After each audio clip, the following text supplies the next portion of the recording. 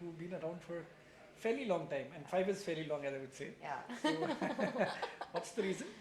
What's the reason? Okay, I'm liking what I do here.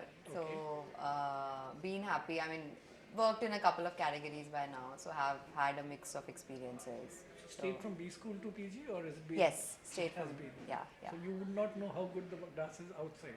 Well, I do have a lot of people, like friends, who work in other companies as well. So, we get to hear.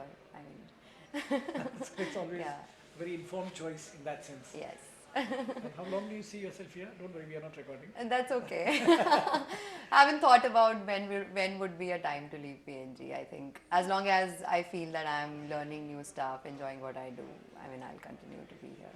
And which B school are we talking about? I'm from XLRI Jamshedpur. XLRI. Yeah. Okay. And this was by choice or by default that PG happened? Oh, PNG was like my top pick. Preference. Yes, in college. So I was Okay. happy to join PNG. And Yeah. what Chetna? What are you? Sorry, Chetna Soni. Chetna Soni. So that Yeah. makes you from Madhya Pradesh somewhere. No, actually, I'm from Punjab. Punjab. Okay. Yeah. Okay. That's Yeah. okay. Fair enough. I'm Shishir Joshi, by the way. So I just have a quick question.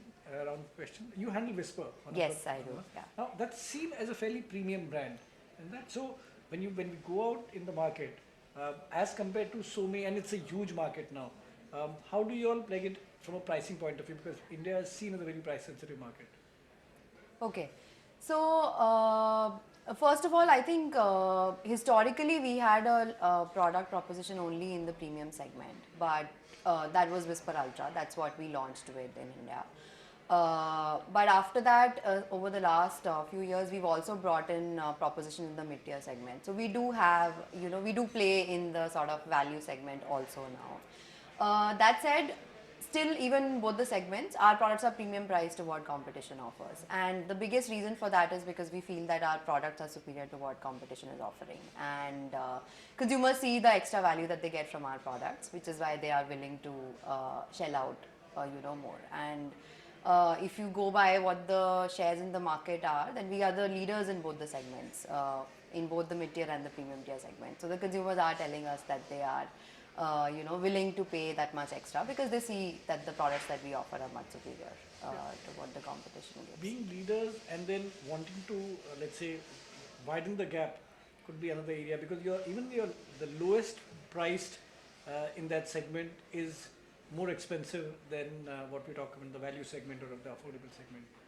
You're still happy with the pricing, or would you say that maybe a review of that occasionally at least is a thought that comes about when you discuss? No, it definitely comes up. I mean, we do definitely think about how to make our products more accessible for the consumers from an affordability standpoint, and we are always thinking about how to make it easier for them to switch from cloth to sanitary napkin. So that's definitely top of mind for us. But in terms of necessarily making it cheaper versus competition, we don't think of it that way necessarily, because we feel that the kind of products that we offer, the consumers will be willing to pay that much. Once they try it, they will realize why they should be paying extra for that, because in terms of the quality of the products is much better. So to answer your question, two things. One is definitely in terms of getting to new consumers and getting them into the category. That's definitely a focus area for us, and we look at how to make our products more affordable from an isolated standpoint. But with reference to competition, we feel we have a right to charge a premium because our products are so much more superior. It's So a very justified, informed decision. yeah. Okay. With products like, you're saying something, sorry, you almost beginning to No, say no, no, something, no. With products like Unicharm coming in, now how does that impact y'all and your presence? Okay. So Unicharm is a pretty strong player, in Asia elsewhere. So Japan and China, for example, where they're the market leaders, and obviously they're launching into India is a big thing for us. And we've done. We are expecting for them to treat India as a big market and sort of.